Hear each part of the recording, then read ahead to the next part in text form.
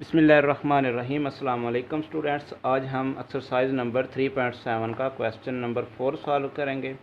Question number 4 है the intensity यानी शिद्दत आई ऑफ लाइट, किसी भी लाइट की जो शिद्दत है फ्राम अ गिवन सोर्स, एक दिए हुए मंबा से, varies inversely as the source of the distance T, कि उसके वो माकूस में है, किस में, डिस्टेंस के स्क्वायर के साथ, from it if the intensity is 20।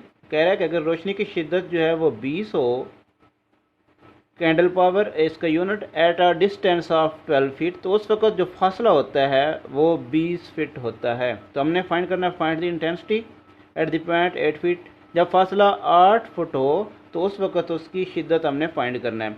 यानी यूँ समझिए कि एक लाइट है, इस तरह मैं कोई टॉर्च बना रहा हूँ, फॉर एग्ज़ाम्पल ये एक टॉर्च है, इससे रोशनी निकल रही है इस तरह, तो ये इसका सोर्स है, मंबा है, इस पे रोशनी पड़ रही है साल के तौर पे इस तरह। तो अभी वो कह रहा है कि अगर इसका जो फासला है, ये रोशनी की जो शिद्दत है इसको आई से डिनोट किया गया है, और ये इसका जो डिस्टेंस है यहाँ से लेके यहाँ तक जो इसका फासला है इसको डी से, डिस्टेंस जो है वो डी से ज़ाहिर किया गया है। तो उसमें वो कह रहा है कि अगर जो डिस्टेंस है, इंटेंसिटी जो है वो 20 है यहाँ पे, तो ये जो डिस्टेंस है ये इक्वल है 12 फीट के, 12 फीट के होता है। तो इन्वर्सली कैसे है, जैसे जैसे ये लाइट इसके करीब करेंगे तो रोशनी की शिद्दत इस पर बढ़ेगी। ज़ाहिर सी बात है कि जब जब रोशनी किसी मंबा के करीब करते हैं तो उस पर रोशनी जो है वो बढ़ जाती है, यानी फासला कम होगा, यानी डिस्टेंस जो है वो कम होगा तो इंटेंसिटी जो है वो बढ़ जाती है। इस वजह से ये इन्वर्सली प्रोपोर्शनल है, यहाँ इसके माकूस में है, किसके, स्क्वायर ऑफ द डिस्टेंस, इस डी स्क्वायर के माकूस में है। तो उसके बाद वो कह रहा है कि जब जो है डिस्टेंस जो है वो 8 फुट कर दिया जाए तो उस वक्त जो इंटेंसिटी है वो कितनी होगी, ये हमने फाइंड करना है। तो उसके बाद हम स्टार्ट करते हैं। सोल्यूशन इसका है, सबसे पहले जो गिवन है वो intensity of the light from A given. सबसे पहले तो हम वैल्यू लिखते हैं, वो क्या है, intensity is 20, intensity I is equal to 20 है, कैंडल पावर है। उसके बाद जो है वो distance D is equal to 12 feet है। अब हम इसकी इक्वेशन बनाते हैं। वो कहते हैं इंटेंसिटी ऑफ लाइट यानी I given source varies inversely as the square. इसके क्या है, डायरेक्टली नहीं है, इन्वर्सली है, किसके, square of the distance, distance D के स्क्वायर के इन्वर्सली प्रोपोर्शनल है। स्टूडेंट अभी आपको समझ आ जाएगी कि ये इसके इन्वर्सली है, किसके, डिस्टेंस के स्क्वायर के। तो इन्वर्सली कैसे बनती है वो मैंने आपको ये तस्वीर बना के एक दिखाई है कि रोशनी की शिद्दत जो है वो उसको आई से ज़ाहिर किया गया है, डिस्टेंस को डी से ज़ाहिर किया गया है। डिस्टेंस जब 20 होता है, डिस्टेंस जो है वो 12 होता है, उस टाइम जो रोशनी की शिद्दत है वो 20 है। तो वो कह रहे हैं जब फासला 8 फीट कर दिया जाए तो उस वक्त जो है वो कितना बनता है, उसकी रोशनी की शिद्दत, इंटेंसिटी कितनी बनती है। तो ये हमारी इक्वेशन बनती है। इक्वेशन को आगे आई इज़ इक्वल टू के ओवर डी स्क्वायर। तो इसमें हम जो है ये इक्वेशन नंबर हमारी 1 बनी है, इस इक्वेशन से ही हम आगे भी सॉल्व करेंगे। तो इसमें जब हम पुट करेंगे वैल्यूज़ अपनी, आई जो है वो यहाँ पे दिया हुआ है वो है 20 इज़ इक्वल टू के ओवर डी का स्क्वायर करेंगे, डी है यहाँ पे 12, इसका स्क्वायर हो जाएगा।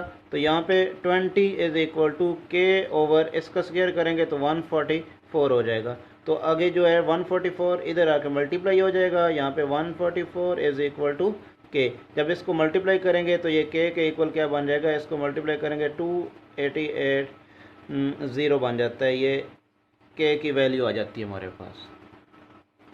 उसके बाद वो कह रहा है कि find the intensity I is equal to, ये फाइंड करना है at the point of 8 feet. 8 feet जो है वो फ्राम द सोर्स से इसका फासला जो है वो, डिस्टेंस जो है वो अगर 8 फीट हो तो इसमें अभी ये वाली दोनों वैल्यू जो हैं इसमें लगाएंगे इक्वेशन के अंदर। इस इक्वेशन के अंदर आई जो है फाइंड करना है वो इधर ही रहेगा, के की वैल्यू ऊपर आ चुकी है, वो हमारे पास है 2880 और नीचे है इसके डी स्क्वायर लिखेंगे तो डी की वैल्यू यहाँ पे 8 दी हुई है, 8 का स्क्वायर हो जाएगा। तो आई इज़ इक्वल टू 2880 ओवर 8 का स्क्वायर करेंगे 64 हो जाता है। तो I इज़ इक्वल टू, जब इसको इस पर डिवाइड करेंगे आप तो आपका आंसर आ जाएगा 45। तो ये जो I है इंटेंसिटी है, इसका यूनिट यहाँ पे लिखा हुआ है, कैंडल पावर है, तो यहाँ पे आपने इसके साथ कैंडल पावर जो है वो लिख लेना है, यही आपका आंसर आ जाता है।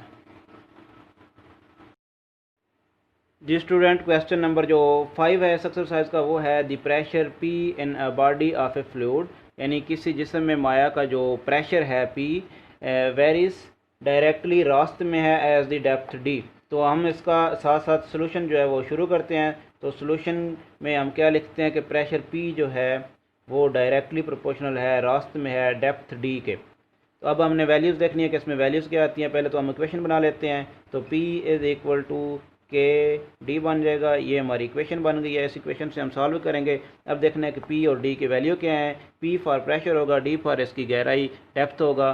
तो if the pressure exerted on the bottom of a tank by A coulomb of fluid 5 feet, high is 2.25 LB यानी पाउंड पर स्क्वायर इंच है। तो यहाँ तक हम सबसे पहले इसको देखते हैं क्वेश्चन को यहाँ तक। तो इसमें हम वैल्यूज़ देखेंगे कि वो क्या है। पहले तो ये है कि on the bottom of the tank by A coulomb of fluid 5 feet, यानी कि जो उसके अंदर फ्लूइड है, लिक्विड है, वो उसकी बॉटम से लेके उसकी टॉप तक जो उसकी गहराई है, यानी अगर ये इस तरह फ्लूइड है, एक टैंक ही हो सकता है जिसके अंदर जो है वो 5 फीट तक फ्लूइड हो, तो उसकी डेप्थ 5 है, यानी डी इज़ इक्वल टू यहाँ पे क्या आ गया 5 फीट। अब ये है इफ़ दी प्रेशर एक्सर्टेड कितना है वो यहाँ पे दिया हुआ है, highest 2.25 pound per square inch LB per square inch. तो ये इसकी P की वैल्यू होगी। P is equal to 2.25 LB, इसके साथ सिर्फ अगर लिख लेते हैं तो अब ये वाली वैल्यू इसके अंदर पुट करके हम वैल्यू निकालेंगे। उसके बाद हम देखेंगे कि इसका बाकी हिस्सा जो है वो क्या कहता है। तो P की वैल्यू जो है वो है 2.25 इज़ इक्वल टू के, इसी तरह ही, और D की वैल्यू जो है वो है 5। तो इस तरह है कि 2.25 ये इधर आके तकसीम हो जाएगा, इसको इस तरह अगर लिख लें तकसीम इज़ इक्वल टू, स्टूडेंट आपके पास कैलकुलेटर होता है, आप इसको डायरेक्ट भी कर सकते हैं, इसको डिवाइड करें, नहीं तो डायरेक्ट अगर कैलकुलेटर अवेलेबल ना हो तो आप इस तरीके से कर सकते हैं। यहाँ पे 5 इधर आ जाएगा, यानी अगर इसका पॉइंट ख़त्म कर देते हैं, यानी 225 इसके नीचे अगर 100 आ जाता है तो ये 5 तकसीम हो रहा है, जब इसको ज़रब करेंगे तो ये 1/5 हो जाएगा इज़ इक्वल टू के।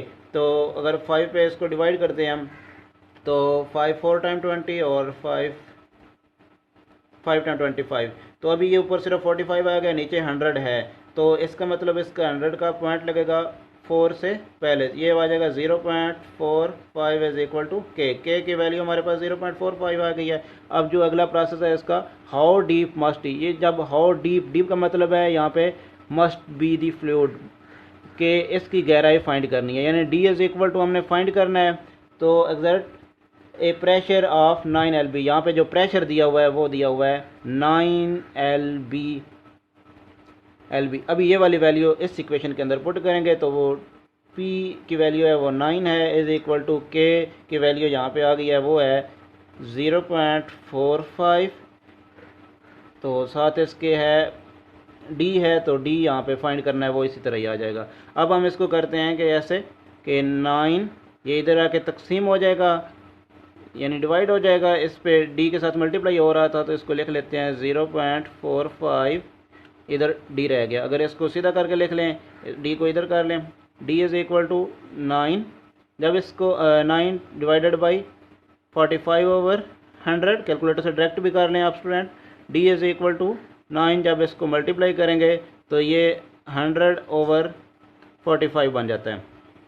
तो D इज़ इक्वल टू, इस पे इसको डिवाइड करते हैं तो 9 5 टाइम 45, तो 5 पे 100 को डिवाइड करते हैं तो वो 520 टाइम 100 होता है। तो D is equal to 20, depth जो है 20 फीट आ गई है हमारे पास, तो यही इसका आंसर बन जाता है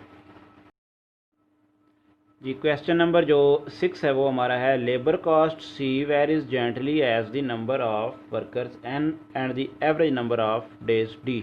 तो यहाँ तक सबसे पहले हम सॉल्व करते हैं। पहले नंबर पे है कि,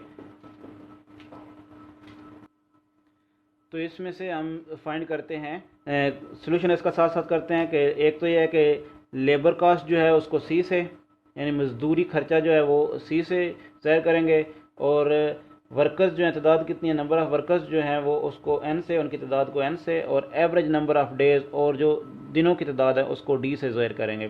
तो वो क्या कह रहे हैं कि जो कॉस्ट है उसकी लेबर की वो है, अभी इसका तगैर देखते हैं कौन सा है, जॉइंटली है, मुश्तरक है as the number of workers और नंबर ऑफ़ डेज़ जो हैं, यानी कि उसके ये डायरेक्टली में होगा इन दोनों का मल्टीप्लाई, ये बनेगा एन डी। तो ये इसकी इक्वेशन बनती है, तो सी इज इक्वल टू बनता है के एन डी। अब सी एन और डी की वैल्यू क्या है वो हम जो है वो यहाँ से लिखते हैं, इसको इक्वेशन का नाम दे देते हैं। तो वो यहाँ से लिखते हैं हम, वो हमें मिलेगी इस लाइन से, if the cost of 800 workers, यानी कि मज़दूरों, ये क्या है 800 वर्कर्स, मज़दूरों की तादाद एन इज़ इक्वल टू 800 हो जाएगा, और 13 डेज़ हैं, डी इज़ इक्वल टू 13, और आर एस यहाँ पे आ गया। तो ये क्या है, इफ़ द कॉस्ट ऑफ 800 मज़दूरों की और 13 दिनों के लिए, 13 दिनों के लिए कितनी है, ये है 286,000, ये आर एस, तो ये इसका मतलब है ये इसका खर्चा है, इसको सी से ज़ाहिर करेंगे, सी इज़ इक्वल टू बनेगा 286,000, यहाँ से ये वैल्यू लिया है। तो ये वाली वैल्यू इसमें पुट करते हैं, के की वैल्यू आ जाएगी। तो इस साइड पे सी की जगह लिखेंगे, इसकी वैल्यू वो है 286,000 इज़ इक्वल टू के। इसी तरह ही एन लिखेंगे, एन है 800 और इसके साथ मल्टीप्लाई हो रहा है डी की वैल्यू है 13। तो ये इसी तरह 286,000 इज़ इक्वल टू के, इनका मल्टीप्लाई करेंगे, 13 को 8 से मल्टीप्लाई कर देते हैं तो वो 13 8 टाइम, यानी ये बनता है 104, 13 8 बार 104, और साथ इसके 2 ज़ीरो हैं। ये वाली अभी ये वाली वैल्यू इधर आके इस पर डिवाइड हो जानी है, 286,000 और नीचे है 10400 इज़ इक्वल टू के। तो इसको कैलकुलेटर से इसको आपने डिवाइड कर देना है, जब इस पर डिवाइड करेंगे तो वो बनेगा 27.5। तो ये आपके पास के की वैल्यू आ जाएगी।